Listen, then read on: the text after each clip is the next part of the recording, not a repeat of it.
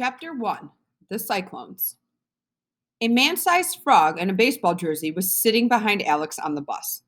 Gah, Alex cried, and he dropped down below the back of his seat. A frog in a baseball jersey? A gigantic frog in a baseball jersey. Alex closed his eyes. He was dreaming. He had to be. The springs in the seat behind him creaked, and he opened his eyes and came up again for another peek. The giant frog was still there. This time, it waved at him. Alex slid down in his seat again and glanced around. This wasn't the bus he took to school or the one his travel team took on trips. But in a way, it was like every other bus he'd ever been on. The windows were grimy, the cracked green vinyl seat stuck to his skin, and the whole place smelled like exhaust and spilled soft drinks. It seemed real enough, but he couldn't remember getting on or why he was here, or why there was a giant frog waving at him in the next seat.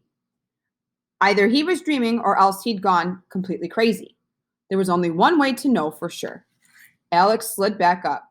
Are you a frog? He asked. The thing blinked. A frog? Oh, heavens, no.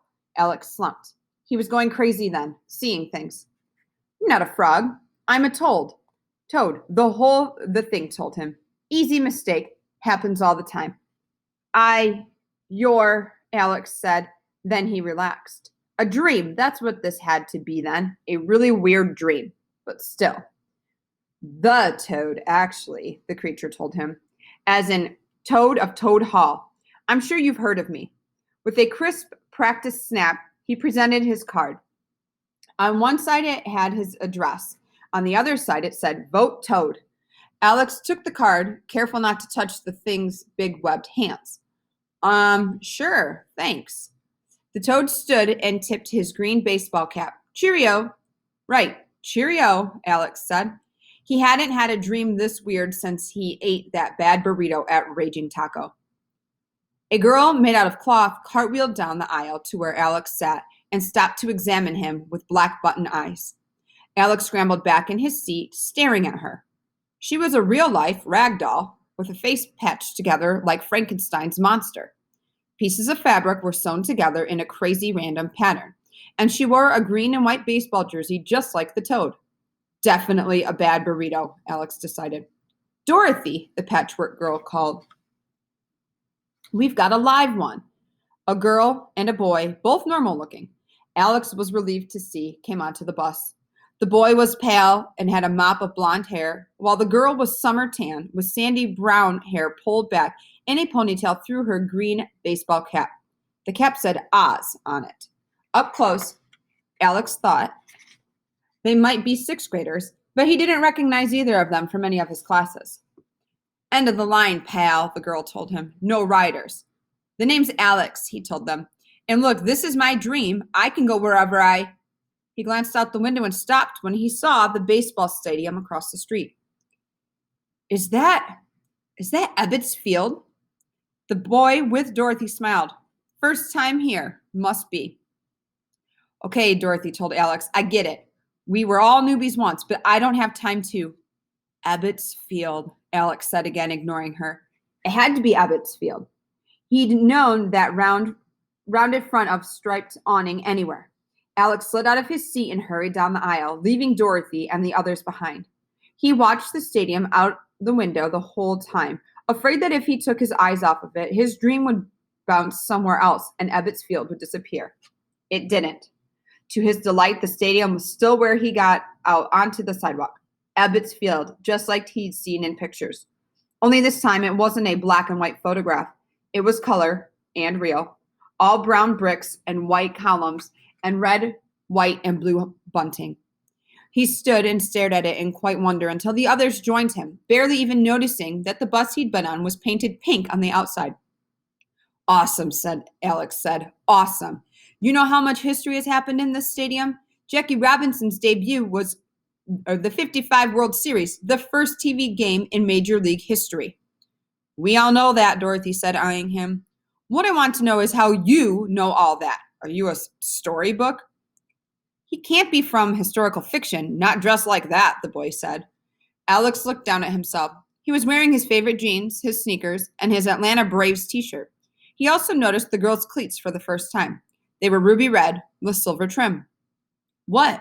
No, I'm just dreaming all this. The patchwork girl nodded like she understood. He's a lark. A what? Alex asked. Then how does he know about Ebbets Field? Dorothy said, now ignoring him. They tore it down 50 years ago. I just did a research paper on it for English class, Alex told them. The boy shrugged. Well, somebody has to believe in it, or it wouldn't be here. Why not him?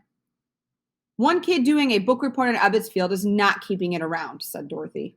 It only takes one to make a lark, the patchwork girl argued, though Alex still didn't understand. Just past the turnstiles, he could see the famous rotunda with the baseball chandelier. Hey, will they let us in? I want to see inside. If you want to see it, you can buy a ticket like everybody else. Meantime, I've got a game to win. Button Bright, Dorothy said to the blonde boy. See if you can find Toad. Jack, Tick-Tock, get the equipment out of the luggage compartment. Alex saw the other people standing near the pink bus for the first time. Besides Dorothy, the patchwork girl, and the boy, there was a rabbit, a brass robot, a flying monkey, and a scarecrow with a pumpkin for a head.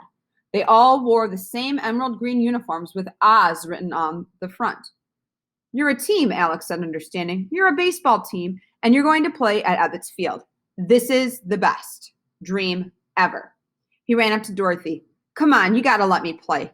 Dorothy looked like Alex's mother when she was about to say no without thinking about it, but she stopped herself. You any good? She asked instead. Am I good? Of course I'm good. I'm the cleanup hitter on my travel team. Dorothy, the patchwork girl said, he's a lark. You can't. She waved to the rag doll quiet. You said your name is Alex. Can you play first base, Alex? It's my best position.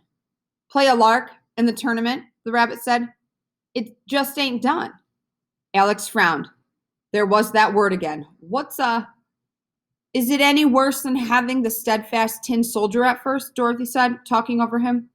Everyone looked to the luggage bin under the bus where the pumpkin-headed man and the robot were unloading a man-sized, one-legged metal soldier welded to a round base.